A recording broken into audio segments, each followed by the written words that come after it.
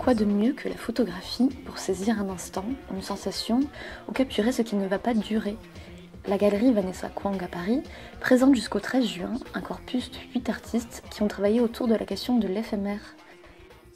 C'est en partant de la performance, en fait, en voyant comment les artistes performeurs utilisent certains médiums, dont la photographie, pour garder une trace. Et c'est cette notion de trace, de mémoire, en fait, qui m'intéresse beaucoup dans la photographie. D'où, en fait, cette exposition et aussi ce thème particulier. Voilà, le but, c'était d'essayer de montrer vraiment un panel, quelque chose de très large, pour que le public, en fait, puisse lui aussi se saisir et, en fait, avoir le choix et découvrir, en fait, des artistes qui sont, pour certains, très connus et d'autres émergents. Donc, c'est important aussi, je pense, c'est le rôle aussi d'une galerie. C'est voilà, à la fois de montrer des pièces, on va dire, avec des artistes avec une certaine assise, pour permettre aux plus jeunes d'émerger, voilà, et d'être soutenus, parce que c'est ça aussi le premier rôle d'une galerie, c'est pas seulement de vendre, c'est quand on croit en un artiste, le soutenir et le promouvoir un maximum.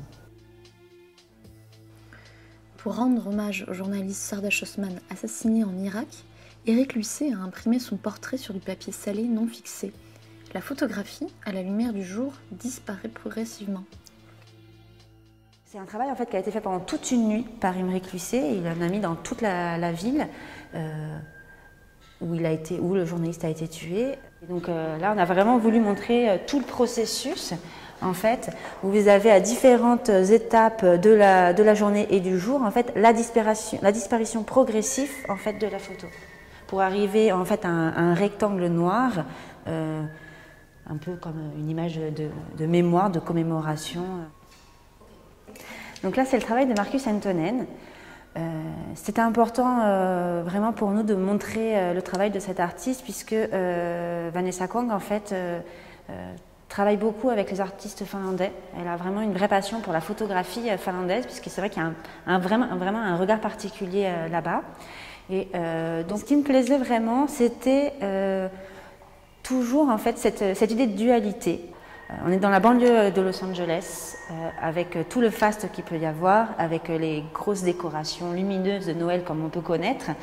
Et étrangement, il y a cette idée un peu à la Kafka d'une inquiétante étrangeté.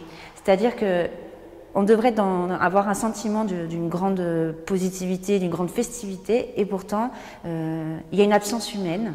Et cette prolifération de la lumière, en fait, donne vraiment un sentiment étrange et qui met mal à l'aise, je trouve.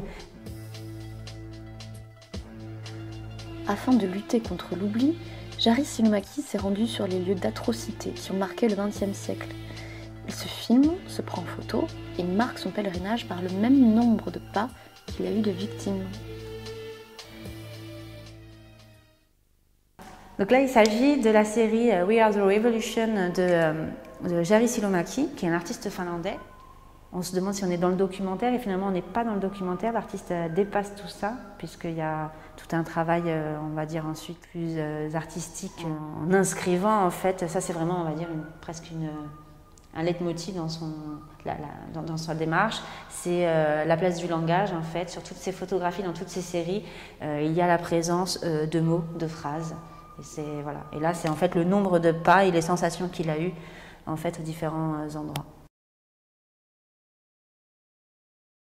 Sarah Trouche, c'est une artiste performeuse. Donc là, c'est une performance qui a eu lieu au Kazakhstan, dans la mer d'Alep.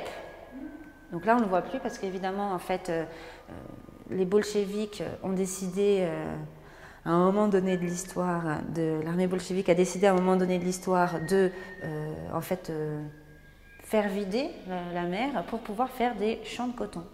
Donc évidemment, il y a tout un scandale écologique, puisqu'il y a plus de 26 espèces qui ont disparu.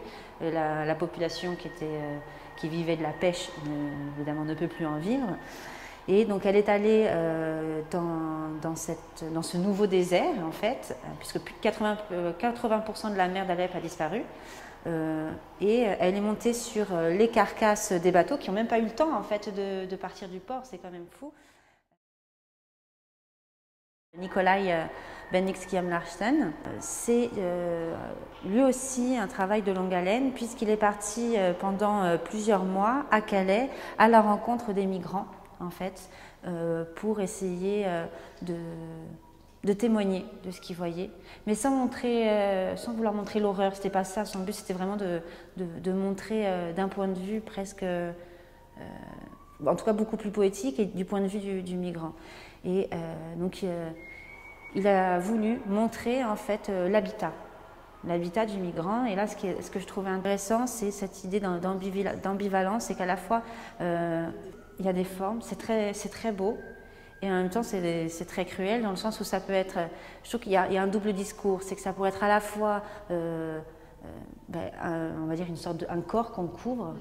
Donc il y a quelque chose de très, justement, mortuaire, pour le coup. Et en même temps, il y a cette idée de cocon. De cocon, puisque finalement, parce que c'est juste un morceau de tissu et le migrant a pu aller vers la vie qu'il rêvait. Puisque c'est souvent ça, en fait. Ce sont des gens qui sont en quête d'un meilleur avenir. Donc je trouve que c'est vraiment des œuvres très, très fortes.